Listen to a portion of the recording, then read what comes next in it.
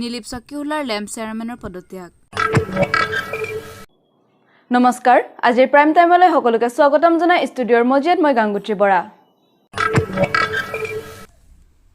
25 নং সমষ্টিৰ চকীহোলা lamp chairman Balban বিকে সুদীৰ্ঘ 11টি বছৰ দায়িত্ব পালন কৰাৰ পাছত হঠাৎ পদত্যাগ কৰাৰ খবৰটিয়ে অঞ্চলটিৰ ৰাইজক চিন্তিত কৰি তুলিছে।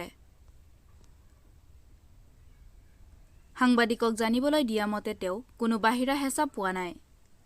তেওঁৰ নিজৰ অধিক ব্যক্তিগত কৰ্মৰ বাবে সময় দিয়াত অসুবিধা হৈছে। সেইবাবে চলিত মাহৰ 7 তাৰিখে এখনি কাৰ্যনিৰ্বাহক সভা আয়োজন কৰি ভাইচ চেয়াৰমেন ৰঞ্জন তকবিৰ হাতত নিজৰ পদত্যাগ পত্ৰ তুলি দিয়ে।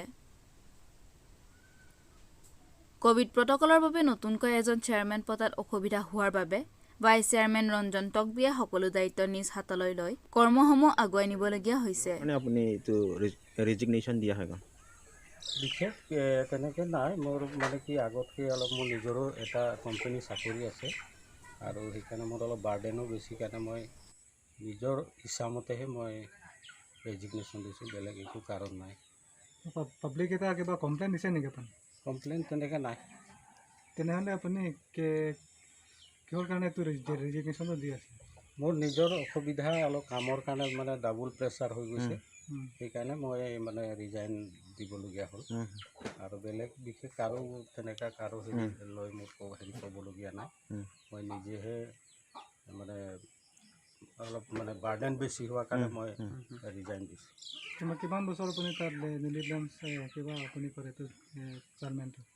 11 বছৰ হ'ব। হয়।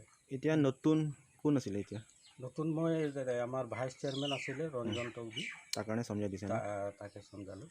আৰু বৰ্তমান কেতিয়াৰ পৰা আপুনি ৰেজিগনেশ্যন লেটাৰটো দিছে? এইটো 9 তাৰিখ। 9 তাৰিখ। কাৰ হাতত দিছে? 9 তাৰিখ নহয়, চৰি 7 তাৰিখ। 7 তাৰিখ। হয়। কোন হাতত দিছে এইটো দৰখাস্তটো?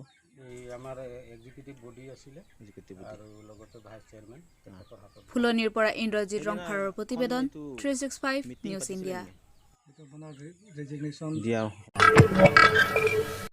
আজিৰ প্ৰাইম টাইমৰ পৰা মই বিদায় লৈছোঁ। চাই থাকিব 365 নিউজ ইণ্ডিয়া।